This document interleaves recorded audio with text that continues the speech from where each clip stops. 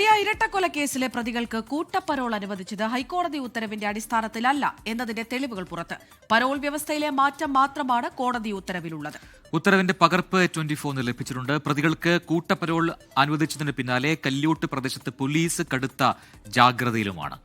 പ്രദീപ് നാരായണൻ കാസർഗോഡ് നിന്ന് ചേരുന്നതിന്റെ കൂടുതൽ വിവരങ്ങളുമായി. പ്രദീപ്, ഈ കേസുമായി ബന്ധപ്പെട്ടുകൊണ്ട് നമുക്കറിയാവുന്ന കാര്യമാണ്, അത് രാഷ്ട്രീയമായി എത്രമാത്രം ചർച്ച ചെയ്യപ്പെട്ടതാണെന്ന് നമുക്കറിയാം. ഇപ്പോൾ പുതിയ സർക്കാർ അധികാരമെടുത്തതിന് പിന്നാലെയാണ് ഈ കൂട്ടപ്പരോളുമായി ബന്ധപ്പെട്ടുകൊണ്ട് റിപ്പോർട്ടൊക്കെ ആഭ്യന്തരമന്ത്രി തേടിയതും അതിൽ പ്രശ്നങ്ങളുണ്ടെങ്കിൽ നടപടി ഉണ്ടാകും എന്ന കാര്യങ്ങളൊക്കെ അറിയാൻ ചെയ്തത്. ഇപ്പോൾ മനസ്സിലാക്കാൻ കഴിയുന്ന ഏറ്റവും പുതിയ വിവരങ്ങൾ, ഇതിൽ കോടതി ഉത്തരവ് പ്രകാരമല്ല, അതിൽ വ്യവസ്ഥയിൽ മാത്രമേ കാര്യങ്ങൾ പറഞ്ഞിട്ടുള്ളൂ. ആ വ്യവസ്ഥയെ വെച്ചുകൊണ്ടാണ് ഇത്തരത്തിലൊരു പരോൾ നൽകിയത് എന്നുള്ളതാണ്.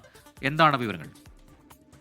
പ്രജിൻ, അമൃത, തീർച്ചയായും അങ്ങനെ തന്നെയാണ്. കോടതി ഉത്തരവ് എന്ന് പറയുന്നത് മാർച്ച് 13 വന്ന ഉത്തരവ് ഇവരുടെ പരോൾ വ്യവസ്ഥ ലിസ്റ്റ് ചെയ്തുകൊണ്ട് അത് ഇളവ് നൽകിക്കൊണ്ടുള്ള ഒരു ഉത്തരവാണ് അന്ന് വന്നത്. അതായത് സാധാരണഗതിയിൽ ക്രിമിനൽ കേസുകളിൽ പ്രതിയാകുന്ന ആളുകൾക്ക് പരോൾ അനുവദിക്കുമ്പോൾ അവരുടെ ബന്ധപ്പെട്ട ലോക്കൽ സ്റ്റേഷൻ പരിധിയിൽ പ്രവേശിക്കരുതെന്നൊരു വ്യവസ്ഥ ഉണ്ടായിരുന്നു. പക്ഷേ ഇത്തവണ അതില്ല. അങ്ങനെയാണ് ഈ കൂട്ടപ്പരോൾ 10 പ്രതികളാണ് ഇപ്പോൾ ജയിൽ ശിക്ഷ അനുഭവിക്കുന്ന. 10 പ്രതികളും പരോൾ ലഭിച്ച് പുറത്ത് വരുന്ന ഒരു സാഹചര്യമായിരുന്നു.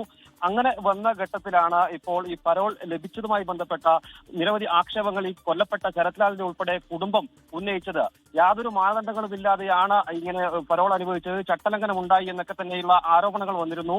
ഇതിന്റെ അടിസ്ഥാനത്തിൽ നമ്മൾ അന്വേഷിച്ചു നോക്കുമ്പോൾ മനസ്സിലാകുന്നത് കൃത്യമായും ഒരു പ്രൊബേഷൻ ഓഫീസറുടെ റിപ്പോർട്ട് വേണം, ബന്ധപ്പെട്ട ലോക്കൽ പോലീസിന്റെ റിപ്പോർട്ട് വേണം. എന്നിരിക്കെ അതൊന്നും ഉണ്ടായില്ല. ജയിൽ ഉപദേശക സമിതി ഒരു തീരുമാനമെടുത്ത് പരോൾ നൽകുകയായിരുന്നു എന്ന വിവരമാണ് ലഭിക്കുന്നത്. അതായത് LDF സർക്കാർ ഭരണമാറ്റത്തിന് തൊട്ടു മുൻപായി വിവിധ കേസുകളിലെ പ്രതികൾക്ക് കൂട്ടമായി പരോൾ അനുവദിച്ചിരുന്നു. ആ കൂട്ടത്തിലാണ് പെരിയ കല്യോട്ട് ഇരട്ടക്കൊലക്കേസിലെ 10 പ്രതികൾക്കും പരോൾ അനുവദിക്കുന്ന ഒരു സാഹചര്യം ഉണ്ടായത്.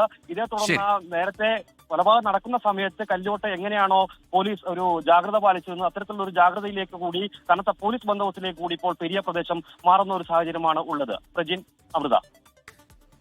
പ്രദീപ് നാരായണനാണ് കാസർഗോഡ് നിന്ന് വിവരങ്ങൾ നൽകിയത്.